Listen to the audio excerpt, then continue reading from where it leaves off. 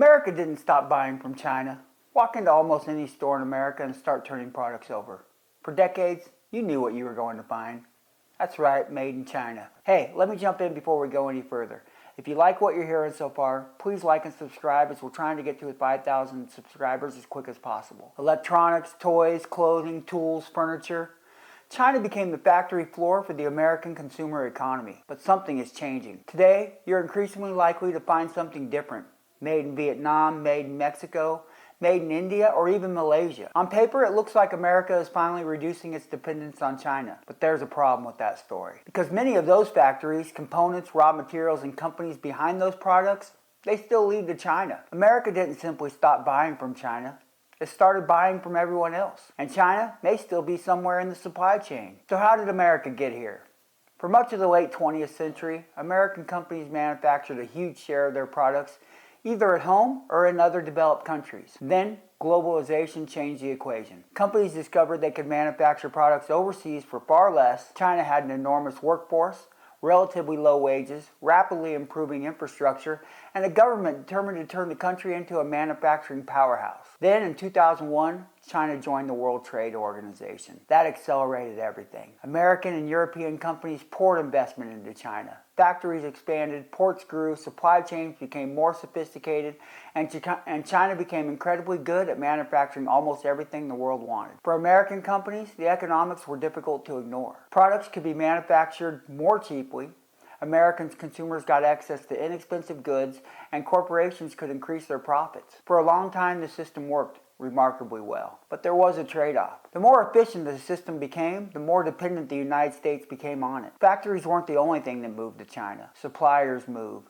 tooling moved, technical expertise moved. Hell, entire manufacturing ecosystems developed around Chinese factories. Eventually, making something somewhere else wasn't as simple as just building another factory. You had to recreate that supply chain that surrounded it. And that's where the story gets complicated. Because when America finally decided it wanted to reduce its dependence on China, it discovered that China had become much more harder to replace than anyone expected. For decades, America's dependence on China was largely treated as an economic question. If China could manufacture something cheaper, American companies bought it there. But eventually, economics collided with geopolitics. American leaders became increasingly concerned about the enormous trade imbalance with China, the loss of American manufacturing jobs, intellectual property, and China's growing economic and military power. Then came the trade war. The United States imposed tariffs on hundreds of billions of dollars worth of Chinese goods. The goal wasn't simply to make Chinese products more expensive. It was to encourage companies to manufacture somewhere else. But then something happened that may have changed the conversation even more than tariffs. That's right, COVID-19. Remember, factories in China shut down, ports backed up,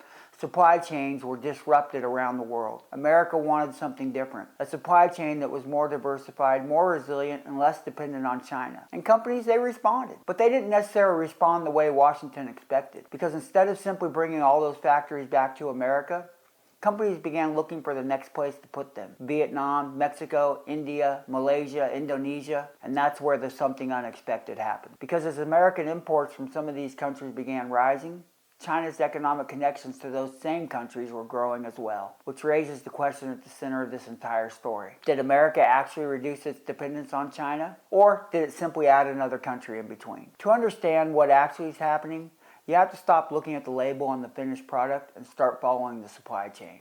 Vietnam has become one of the major beneficiaries of companies looking for alternatives to manufacturing directly in China. Factories have expanded, exports to the United States have grown, electronics, furniture, machinery, clothing, and other products increasingly arrive in American ports with Vietnam listed as the country of origin. But Vietnam also imports enormous amounts of machinery components, fabrics, chemicals, electronics, and other intermediate goods from China. So a product can legitimately be assembled in Vietnam and exported to the United States as a Vietnamese product, while parts of the supply chain behind it began in China. Now look at Mexico offers something China never can. Geography.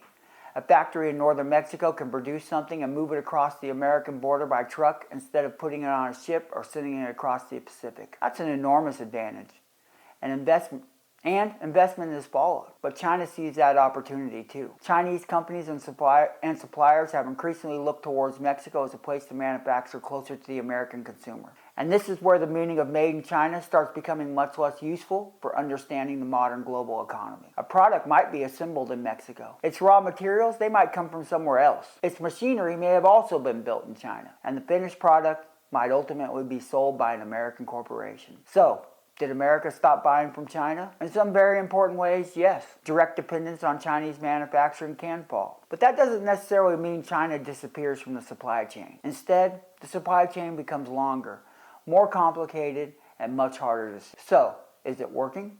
Is America actually becoming less dependent on China? The answer is yes, but probably not in the way most people imagine. The goal was never realistically going to be replacing every Chinese factory with an American one. China spent decades building a manufacturing ecosystem that can't simply be recreated overnight. What's happening instead is diversification. A company that once depended entirely on factories in China might now manufacture in China, Vietnam, Mexico, and India. Some components may still come from China. Some machinery may still be Chinese. And some of those companies building these new factories may themselves be Chinese. But the finished product no longer has to depend entirely on one country. And that matters. If another pandemic shuts down factories in China, companies have alternatives. If tariffs make Chinese factories more expensive, production can move somewhere else.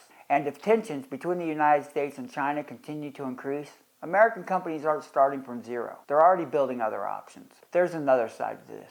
China isn't standing still. Chinese companies understand exactly what's happening, and they're adapting too. They're investing overseas, building factories closer to their customers, and becoming part of the new supply chains developing outside of China. Which means the globalization system isn't necessarily disappearing. It's changing shape. For decades, the supply chain was relatively simple. China made it.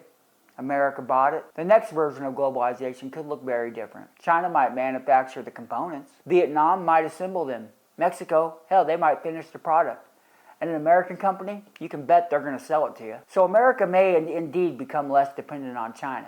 But that doesn't necessarily mean a world without Chinese manufacturing. It may mean a world where China is no longer the factory of the world. Instead, China becomes one of the most important pieces of a much larger global factory. And that's why the idea behind tariffs and reducing America's dependence on China is important. No country wants to find itself dependent on a geopolitical rival for the products and industry it can't afford to lose. But tariffs alone aren't enough, and then buy those same products from another country. It has to use that opportunity to build something more resilient of its own.